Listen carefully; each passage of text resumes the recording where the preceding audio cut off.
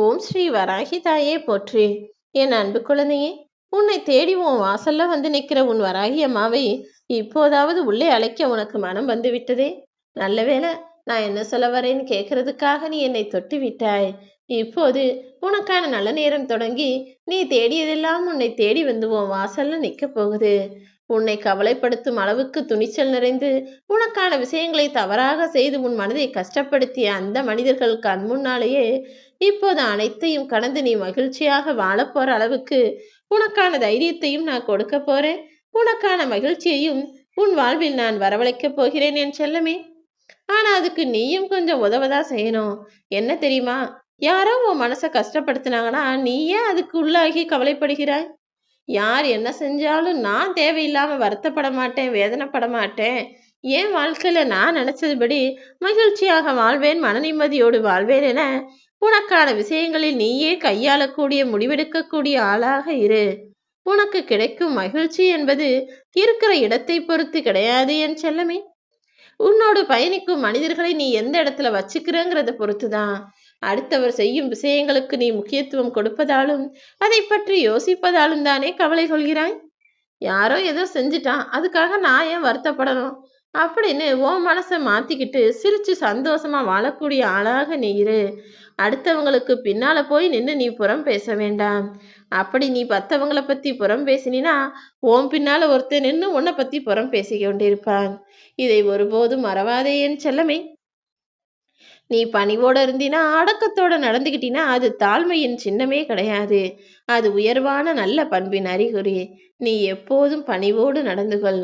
உன்னை பெத்தவங்க கிட்ட நீ எப்படி நடந்துக்கிறியோ அதை பார்த்துக்கிட்டு இருக்க உன்னுடைய பிள்ளைகளும் நாளை அதன்படிதான் நடப்பார்கள். அதற்கு யாரும் விதிவிலக்கு கிடையாது என்பதை புரிந்துகொள். நீ செலவுக்கு ஏற்ற மாதிரி வருமானத்தை அதிகரிக்கணும்னு முயற்சி செஞ்சு அதுக்காக கஷ்டப்பட்டு இப்போ அதிகமா சம்பாதிக்கிற. ஆனா வருமானம் அதிகமாச்சுன்னா இந்த வருமானத்துக்கு என்ன செலவு செய்யலான்னு அதையும் நீயே தானே தேடிக்கொள்கிறாய். செலவுக்கேற்ற வருமானத்தை தேடிய நீ இப்போது வருமானம் அதிகமாகிவிட்டதால் செலவையும் அதிகமாக வைத்துக் கொள்கிறாய் என்பதை நான் பார்த்து கொண்டுதான் இருக்கிறேன் என் செல்லமே. பெரிய மனிதனாக வாழணும்னு நினைக்கிறத விட்டுட்டு நல்ல மனிதனாக வாழ முயற்சி செய். உனக்கான எல்லா சந்தோஷங்களையும் உன் வாசலில் கொண்டு வந்து காத்திருக்கும் நானு நீ செய்யக்கூடிய முயற்சிகளுக்கும் நிச்சயமாக வெற்றியைத்தான் தருவேன். சில சமயம் நீ ஒரு இடத்துல இருந்து விலகி போயிட்டினா உனக்கு நன்மைதான் வருமே தவிர அதில் எந்த தவறும் இருக்காது என் செல்லமே. நீ யாரையும் நல்லவங்கன்னு மட்டும் நினைச்சிடாத. இங்கு இருக்கக்கூடிய எல்லா மனிதர்களுக்கும் இரண்டு முகங்கள் இருக்கிறது. இன்னைக்கு உனக்கு நல்லவரா தெரியறவங்க நாளைக்கே உனக்கு எதிரியா துரோகியா மாறலாம். இன்னைக்கு நீ யாரை கெட்டவங்க நடிக்கிறாங்க நினைச்சியோ அவங்களே நாளைக்கு உனக்கு நல்லது செய்யக்கூடியவர்களாகவும் உதவி செய்யக்கூடிய மனிதராகவும் கூட மாறலாம். ஏன்னா ஒவ்வொரு மனுஷனும் இயல்பிலேயே கெட்டவர்கள் கிடையாது. நேரத்திற்கும் காலத்திற்கும் சூழ்நிலைக்கு ஏற்றாற் போலதான் அவர்களது செயலை அமைத்துக் கொள்கிறார்கள் என் செல்லமே. இன்னைக்கு உனக்கு கஷ்டமா இருக்கிற விஷயங்கள்லாம் நாளைக்கு நிச்சயமா உனக்கு வெற்றியாக மாறத்தான் போகிறது.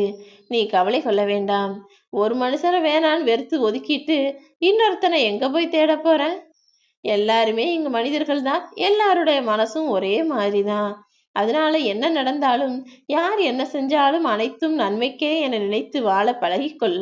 மகிழ்ச்சியை நீ தேடி போக வேண்டாம் என் செல்லமே.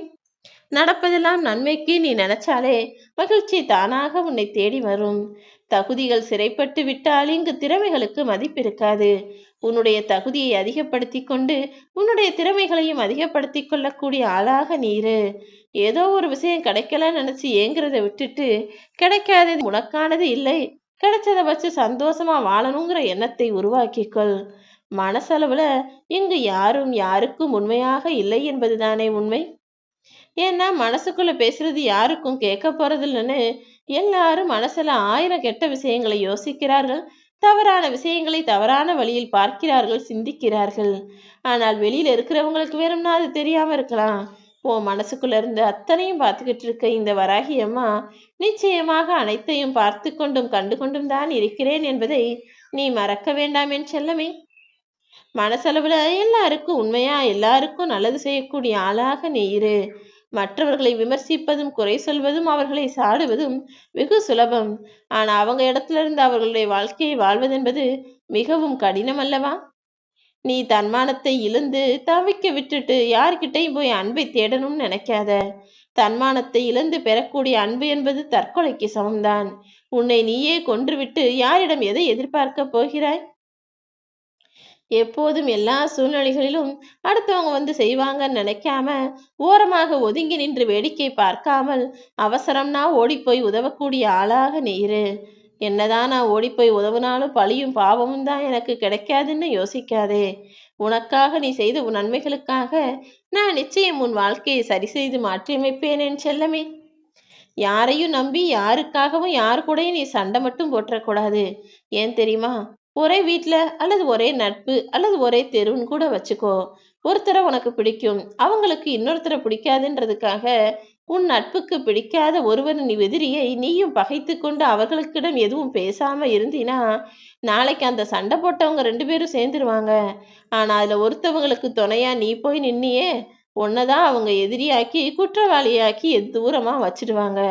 அதனால யார் பிரிஞ்சிருந்தாலும் யார் சண்டை போட்டாலும் நீ நடுநிலையாக இருக்க வேண்டுமே தவிர, அவங்களுக்கு துணையா நிக்கிறேன் இவங்களுக்கு துணையா நிக்கிறேன்னு ஒரு பக்கம் சாய்ந்து நிற்காதே என் செல்லமே. ஏன்னா காரியம் நடக்கிறதுக்காக பல்ல காட்டிக்கிட்டு உன்கிட்ட வந்து நிற்பாங்க. காரியம் முடிஞ்சிச்சுன்னா உன்கிட்ட தண்ணி காட்டிட்டு உன்னை விட்டு விலகி போயிடுவாங்க. இந்த உலகத்துல யாரையும் நம்பக்கூடாது, நம்ப முடியாது என்பதை நீ புரிந்து கொள். தனியாக போராடி கரை சேர்ந்த பிறகு நான் ஜெயிச்சிட்டேன்னு திமிரா நிற்பதில் எந்த தவறும் இல்லைதானே. உன்னுடைய பொன்னான நேரத்தை உன் அருமை பெருமை தெரியாதவர்களுக்காக வீணாக தியாகம் செய்து விட வேண்டாம். ஏன்னா அவங்களுக்காக நேரத்தை வீணாக்கினா நேரத்தோடு சேர்ந்து நீயும் வீணாக போய்விடுவாய், உன் வாழ்க்கையும் வீணாக போயிடும். அதனால்தான் எப்போதுமே உன்னை புரிஞ்சுக்கிட்டவங்களுக்கும் உன் அருமையை தெரிஞ்சுக்கிட்டவங்களுக்கு மட்டும் நீ நல்லது செஞ்சா போதும்னு சொல்றேன். ரொம்ப நேர்மையா இருந்தாலும் அது ஆபத்தாகத்தானே இங்கு முடிகிறது. ஏன்னா நல்லவனா இருக்கலாம், நல்லது கெட்டது தெரியாத அளவுக்கு நல்லவனா நேர்மையான ஆளா நீ இருந்தீனா உன்னை அதை வச்சே சீக்கிரம் சாச்சிருவாங்க. கெட்டது யாரு கெட்டவன் யாருன்றதையும் தெரிஞ்சு வச்சுக்கிட்டு நீ நல்லவனாக வாழ வேண்டும் என் செல்லமே. ஏன்னா சூதுவாது தெரியாத அப்பாவியா நீ இருந்தினா உன் வாழ்க்கையில அதே சூதுவாது செஞ்சு உன்னை கீழே தள்ளிவிட்டு போய்கிட்டே இருப்பாங்க. அதனால்தான் எப்போதும் நேர்மையான நியாயமான ஆளாக இருந்தாலும் யார் எப்படிப்பட்டவர்கள், சூதுவாதுன்னா என்ன, அதை எப்படி சரி செய்யணும், அதிலிருந்து எப்படி விலகி வரணும்னு எல்லா விஷயங்களையும் நீ தெரிந்து கொள்ள வேண்டும் என சொல்கிறேன். அதை விட்டுட்டு நான் நேர்மையா இருப்பேன், இப்படிதான் என் வாழ்க்கையில நினைச்சதுபடி தான் செய்வேன் நீ செஞ்சினா, நேர்மையான மரங்கள் வெட்டுப்படுவது போல, அதாவது நேரா நிக்கிற மரத்தை முதலில் வெட்டுவது போல நேர்மையான உன்னை குறிவைத்து விடுவார்கள் என் செல்லமே. நல்லதுக்கு மட்டுமே தலையாட்டுபவன் நண்பன்.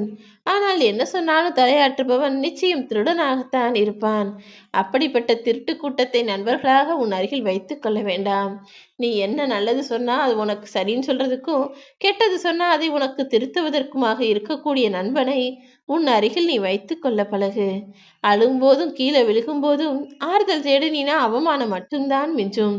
ஒருபோதும் அடுத்தவர் வந்து உதவி செய்வார்கள் என எதிர்பார்க்காதே.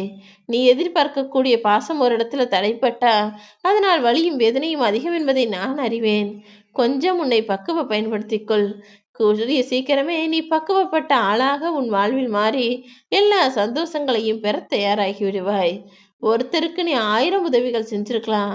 ஆனா ஏதோ ஒரு சமயத்துல நீ ஒரு தவறு செஞ்சுட்ட, அதை அவங்க பார்த்துட்டாங்கன்னா அந்த நிமிஷத்திலேயே நீ செய்த உதவிகளை எல்லாம் அவர்கள் மறந்து போய் உன்னை குறை சொல்லி குற்றம் சுமத்தி நீ கெட்டவன் என்று பெயர் சூட்டக்கூடிய ஆளாக மாறிடுவார்கள். அதுதானே உலகம். எப்போதும் மலிவாக கிடைப்பதால்தான் சில நேரங்களில் நீ மதிக்கப்படாமலே இருக்கிறாய். அவ்வப்போது பார்க்கவும் பேசவும் சுலபமான ஆளாக இல்லாமல் அரிதான ஆளாக இருந்துவிடு. அப்போதுதானே எல்லாரும் உன்னை தேடி வருவாங்க. உன் வாழ்க்கைக்கான நல்லதை இந்த வராகியம்மா நிச்சயமாக நடத்தி முடிப்பேன்.